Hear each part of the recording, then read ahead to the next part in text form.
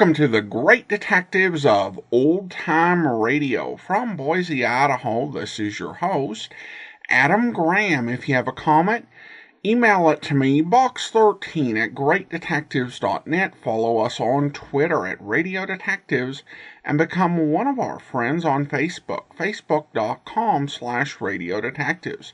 I do want to encourage you, if you've not already, to pick up your Great Detectives of Old Time Radio t-shirt. You can go to t-shirt.greatdetectives.net to get our general Great Detectives t-shirt. And you can also the Johnny Dollar Anniversary t-shirt at yourstruly.greatdetectives.net, and our Joe Friday Never Said Just the Facts Ma'am t-shirt at friday.greatdetectives.net. In a moment, we're going to get into today's episode of Yours Truly, Johnny Dollar. Now, I'm going to share some information from John Abbott's book because the first 4.5 minutes of the episode or thereabouts are missing. And this, essentially, I'm referring to the Who is Johnny Dollar matter by John Abbott. And the story began with Johnny being contacted by Ed Grimm, who is with Athena Life and Casualty Company. And Johnny's informed that Maynard Collins was found dead in Colorado Springs, but they think he was dead before the accident, because at first glance it appeared he had died in a car accident, and the beneficiary is Delia Collins. Johnny then flies to Colorado Springs and meets with Lieutenant Anders.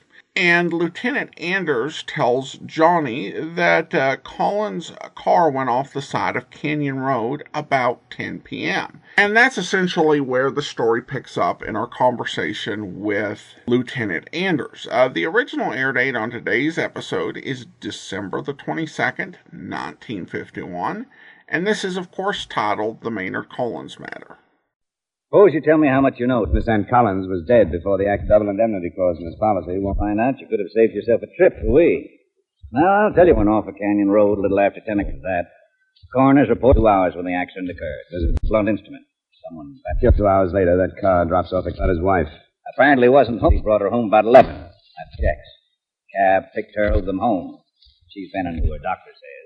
We drive over there and see her any time now. Drive over there? Oh, Maynard. That's about 5 miles nearer them. Only some people live there up the top of Little Canyon. Narrow. There's a lot of quick turns first turn. Uh-huh. Crash. Is he the only one who heard of this? That's not too surprising. Look up the top of the canyon. This snake at the first turn of the road below Collins. No one lives in between them. After Pinkert, there isn't much the rest of the way into Manitou. Pretty isolated road is, but it comes out right on Manitou's main drag. If you know how to handle that road, you could get right in the center of things in 3 minutes. Suppose we go out there, see Mrs. Collins. You can see the layout yourself. Fine. Oh, does she know yet that her husband was murdered? Yeah. Doc told her a little while ago.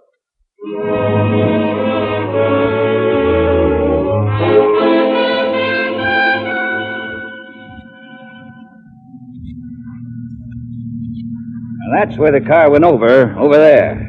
Uh-huh. How much of a drop is it? Oh, 40, 50 feet, I guess. They got the car out, though, an hour or so ago. Should have a report on that before too long. That must have been Pinkert's house there at the curve. Yeah, we'll check him after we talk to Mrs. Collins. Look, you see, the way the canyon slopes, you can see the tops of those buildings.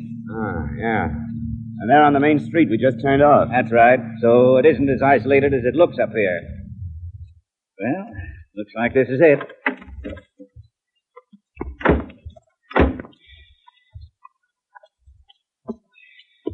This altitude will cut your wind.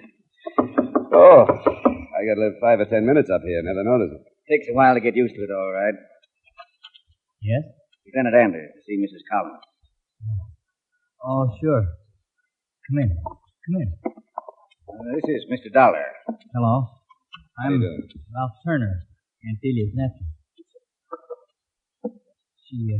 She's this way, living here.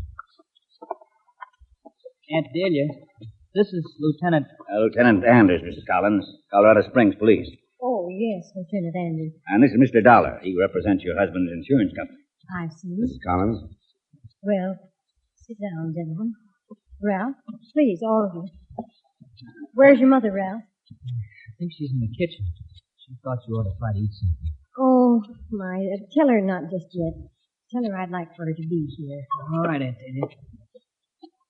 Well, none of us know what to do, you know. It's just unbelievable. We're very sorry, Mrs. Collins.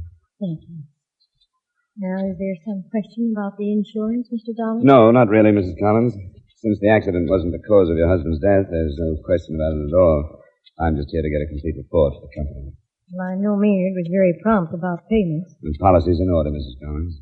Oh, this is my sister, Mrs. Turner, Lieutenant Anders, and Mr. Dollar. Oh, how do you do? I imagine these gentlemen want to ask some questions, Ada. I wanted you and Ralph here in case I forget anything. Oh, of course, dear. Anything we can do. You got back to the house at 11 o'clock last night, Mrs. Collins. In a taxi, I understand. That's right.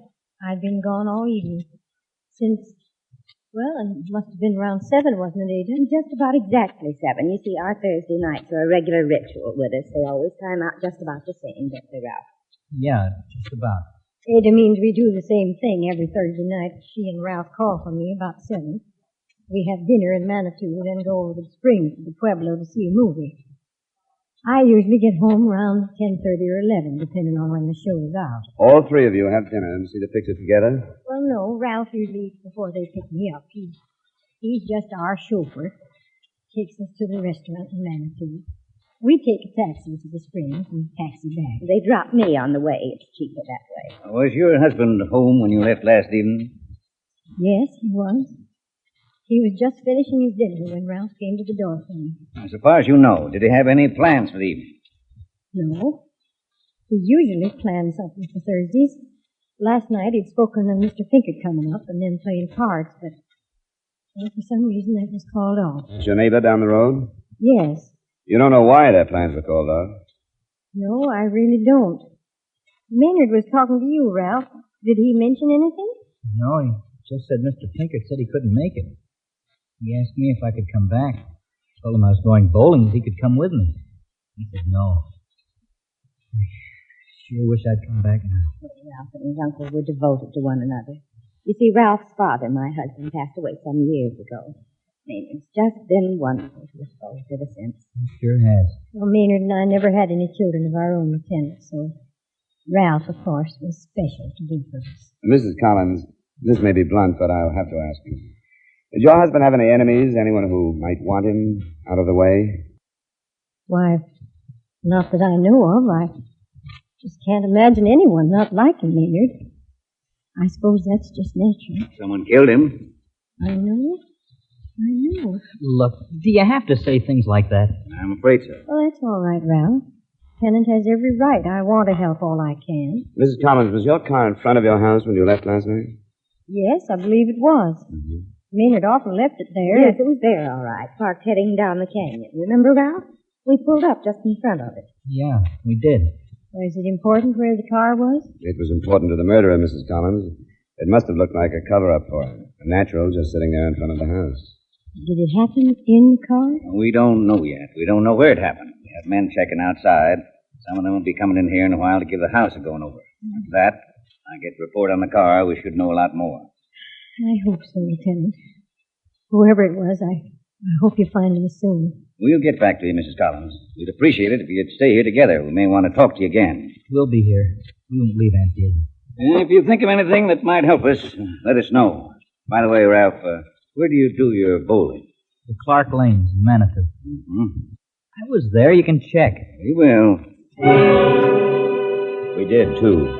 According to the bowling alley reservation book, Ralph had the third alley from 7:15 to 10:15. A regular Thursday night customer, the owner said. Apparently, the whole family spent their Thursday nights in a prescribed manner, and everyone was properly accounted for between 8 o'clock when Maynard Collins was murdered and a little after 10 when Collins' neighbor, Doug Pinkard, heard the crash. It seemed like a good idea to talk to Pinkard.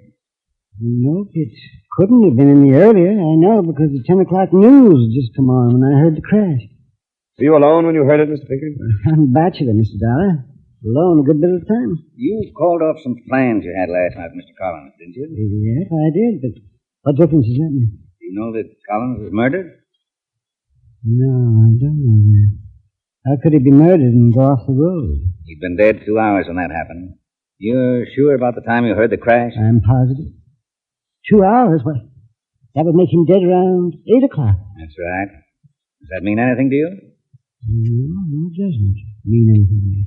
You didn't hear anything around 8 o'clock, any commotion or struggle or a car going by or anything? No, not at 8 o'clock. I heard a car around 7, but that was Dealey and them. I saw them go. They're regular as clockwork, every Thursday night. And that's the last car you saw the crash? That's the last one. Mm-hmm. Yes, that's the last one. You're sure you'd hear a car if it came by this way? I usually do. I don't get a lot of traffic up here, I usually take a look when I hear a car come. Well, maybe there's another road out of here. Is there, Mr. Pinkert? No, this one sort of peters out up above Collins's. The only way to get up to Collins's is up this road here. How well do you know the Collins? Well enough, I guess. I've been up to his house a lot. Mostly when she isn't there. I always had an idea she didn't care much for me. Then I'm not used to women around. Just don't know how to judge them. You knew Mr. Collins better then? Oh, yes, lots better. And I liked him. I liked him a lot. I'm just real sorry. Would you say they got along all right? Do you think they were happy together? You talked to Dee? Yeah. You talked to her? She said they got along? She implied that, but I'm asking you, not her. Well, maybe they did. Like I said, I'm not used to women. I just don't know how to judge them. You don't think they were happy together, Mr. Pinkert? Well, maybe they were. I don't think it was serious, though. Sometimes they fought about things. How do you know that? Well, Maynard told me mostly. And then a couple of times I wandered in up there. They'd be going at it a little, About anything in particular? No, I wouldn't say so. I don't remember anything in particular. I try to stay out of things like that. Just getting along. Did you ever hear them going at it about money? Oh, I guess, yes. Yes, money. Well, that's all. I was fixing to go for a climb. That's the way I spend most of my time, No reason why I shouldn't go now, is there? Mr. Pinkert, do you have any idea who would kill Mr. Collins? No. I can't think of anyone who'd do it.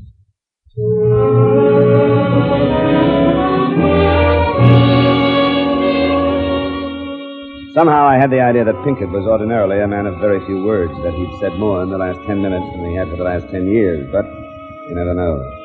Anders was pretty stumped. I didn't blame him. No scene of the crime, no murder weapon. No one wanted Collins dead. It wasn't going to be easy. Back at headquarters, a new development was waiting for us. His name was Clint Bingham. I run a service station in Manitou. Maynard, Mr. Collins, called me about 7:30 last night. Told me he had a flat tire and wanted me to come change.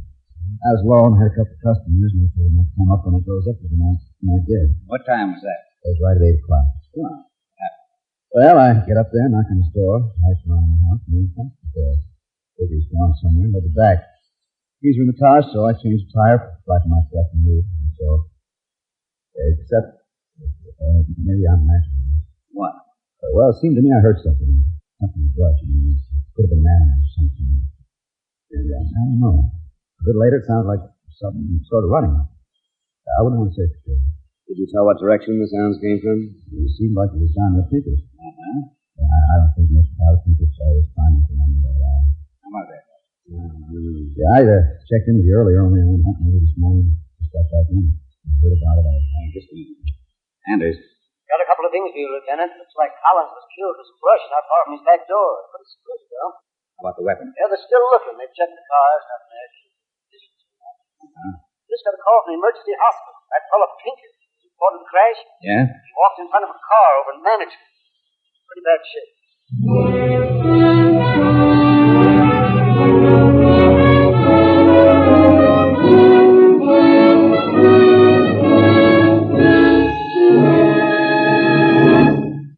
We will return to yours truly, Johnny Dollar, in just a moment. If you're in the market for a Sunday night date, here are a few suggestions. Matter of fact, you needn't take your pick. You can date them all. Marie Wilson and Kathy Lewis on My Friend Irma. Eve Arden as our Miss Brooks. Mary Livingston on The Jack Benny Show. Briny Tempered Sapphire on Amos and Andy. And Janet Waldo as Corliss Archer.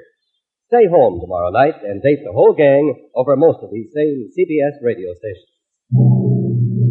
Now with our star Edmund O'Brien, we bring you the second act of yours truly, Johnny Dollar.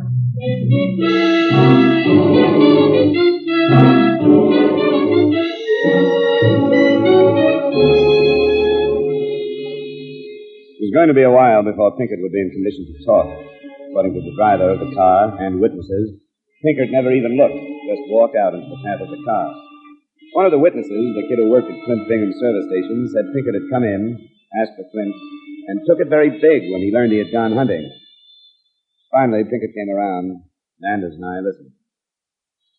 I knew Kent was up there at Maynard. I heard him come and go. I'd have told you, too. You just said Maynard was murdered. About the time I knew Kent was there.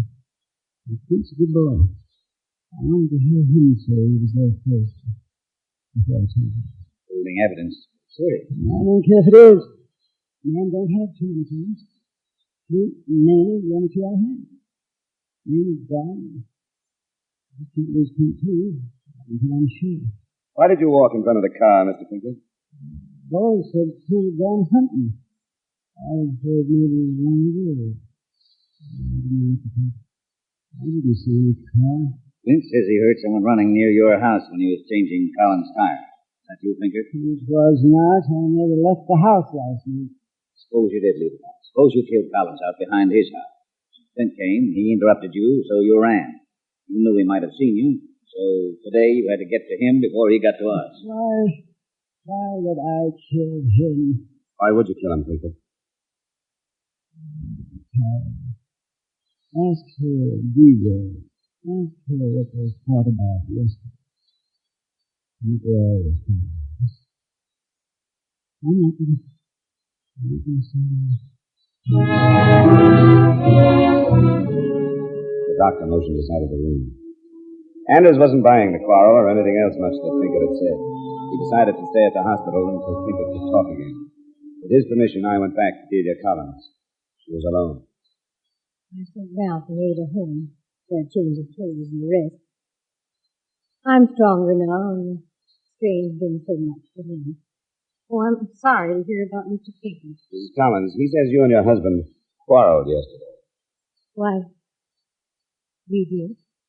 Oh, it wasn't a quarrel exactly. I had my opinions, and Maynard had his.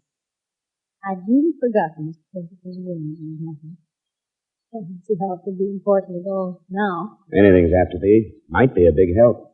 Well, all right. I'm glad Ada and Ralph aren't here. It's better. I'm afraid it would hurt them. Maynard had such plans for Ralph. I tried to tell him no one could live up to what he expected of him. Ralph's not much of a student, and Maynard was paying his college expenses. Yesterday, I guess Maynard went over to talk to the dean. Colleges in town? Yes, in Springs. Maynard said the boy wasn't trying. The dean didn't think so either. Well, I took Ralph's part. I guess I always have. Anyway, Maynard said he told the dean to take the boy out of school and he wasn't footing the bills anymore. I must admit, I was very upset. I just don't know half what he said. You remember, did your husband say whether or not he told Ralph? No. He hadn't told him. I begged him not to. He said that was up to the dean.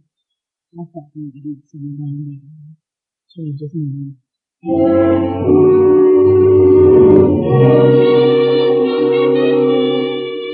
It didn't seem like much to bother Anders with, not until I knew more. And when I knew more, it wasn't worth it.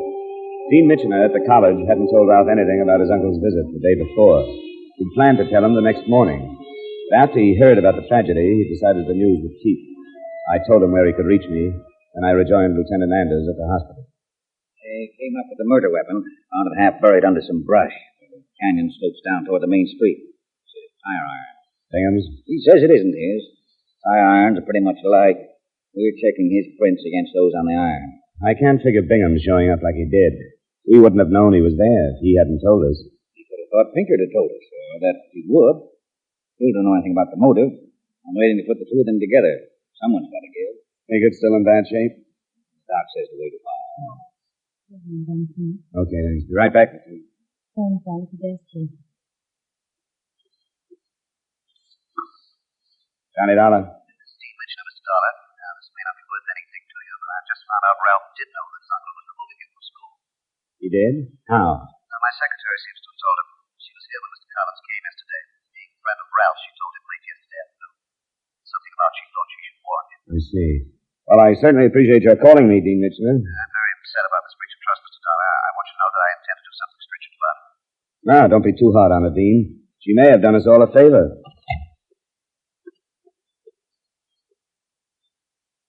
Anders, Ralph did know Collins was taking him out of school. Dean's secretary told him. He did, huh? It's the nearest thing to a motive we've got. Yeah. How about the bowling alley? I was there 3 hours last night. I'd like to check there again, if it's okay with you. Go ahead. I'll try anything. I'll have him picked up and brought here.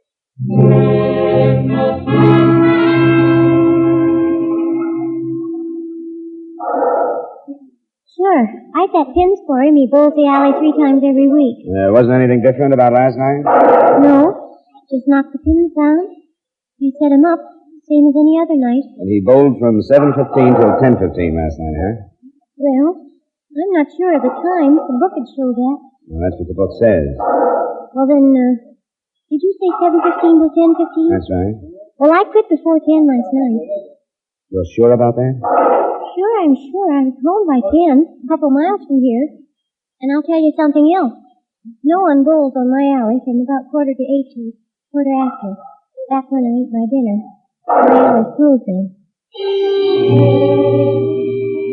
The time's fit. Ralph could have made it up to his uncle's and back while the pin girl was eating the dinner. But if he'd driven up the canyon, Pinkett would have heard him. Maybe he hadn't driven up. There's that to consider. Lieutenant Anders was considering a lot of things when I got back. Oh, come in, Dollar. Ralph here was beginning to open up a little. He doesn't deny he knew Collins was taking him out of school. Why should I deny it? It didn't mean anything to me going to school. Uncle Maynard's idea in the first place. I'd have to have a better reason than that to kill him. Did you have a better reason, Ralph? Suppose I was bowling last night. You weren't bowling from 7:45 till 8:15 when your uncle was killed. Sure of that, Dollar? The pin girl was having a dinner then, always does, she said. How about that, Ralph? So maybe I wasn't bowling so long. What'd you do in that half hour? I don't know. Nothing important. Did you leave the bowling alley, Ralph? I don't know. Here, Lieutenant, the last set of prints checked. Thanks, Sergeant. Thanks very much. Yes, your prints, Ralph. Murder weapon. It didn't have anything to do with school. That's the bowling alley, all right. I couldn't stand just walking around knowing what I knew. Then you got a hold of him. After the car, grabbed for something heavy and went up there. Walked it. Did you walk past Mr. Pinkett's? No, not the road. I climbed the canyon. Pinkett always knows who comes and goes. I got up to the back door of the house. The Maynard was there on the back porch. She was following. Never made a sound. I went down the way, so I heard a car out front. I ran and went back to the canyon, maybe, road maybe. I soon I was back there. But you went back again, didn't you? Yeah. I thought about him. How they find him. Maybe even Aunt Delia and Mom. Yes, and I went back. I remember the car out front. Just a minute. Why'd you do it, Ralph? It was just him. He was being such a generous guy, always paying the bills. Everybody ramming down my throat all the time. I knew he wasn't so great. I knew about him and women for a long time. Sorry for Aunt Delia, that was wrong. So I found out he was bothering Mom. I had to kill him.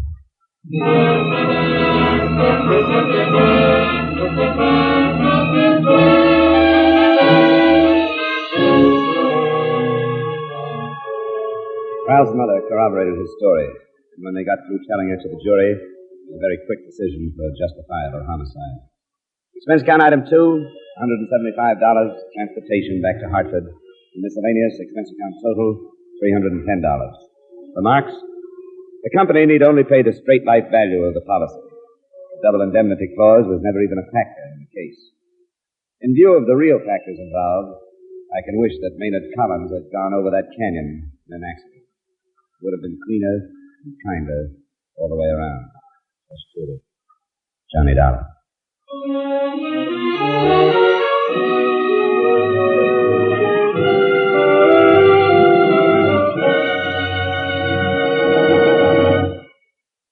Yours truly, Johnny Dollar, stars Edmund O'Brien in the title role and is written by Kathleen Height with music by Wilbur Hatch.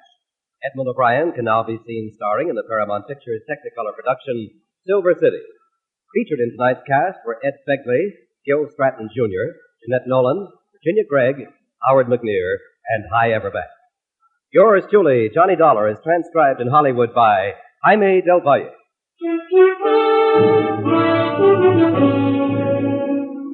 This is Dan Cubberly inviting you to join us next week at this time when Edmund O'Brien returns as... Yours truly, Johnny Dollar.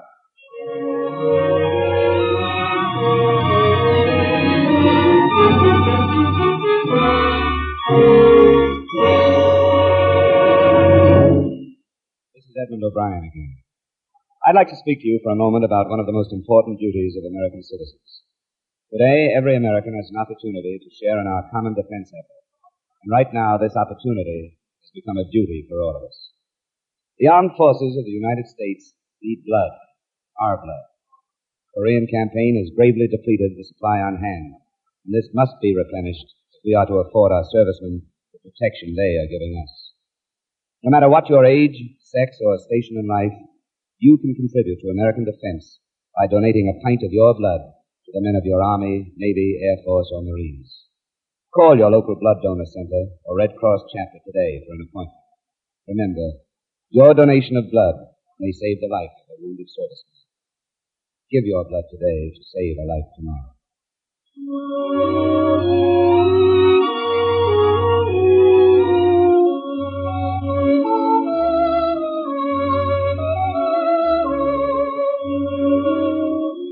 A little earlier, we mentioned the ladies who'll be on CBS Radio tomorrow night. Now, here are the men. My friend Irma shares her lazy boyfriend Al with one and all. If you like 'em older, there is Professor Kropotkin. For a date that's shy, try Mr. Boynton, the object of Eve Arden's affections, as our Miss Brooks. Enjoy the fun with these men on most of these same CBS radio stations tomorrow night.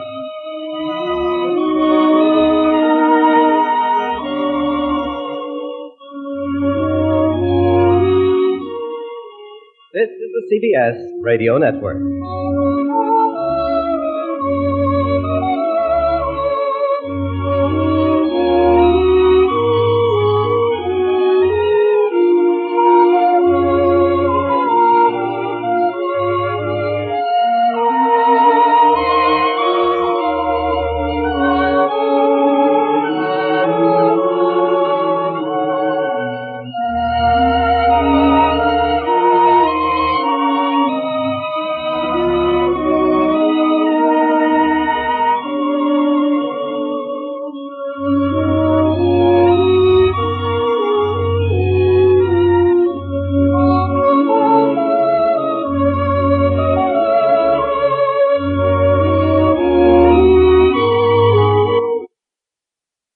Welcome back. Well, this episode, it does continue to make me wonder whether O'Brien is underrated or hurt a little bit by the sound quality on so many of his episodes. You know, he's got about half a dozen of his episodes are unedited drama portions, and then there's this, and then you have quite a few missing episodes. So that does cut into people's ability to enjoy and engage in his story. Though, once you have the opening information, I think it's pretty easy to follow what's going on in Maynard Collins, sound quality issues aside.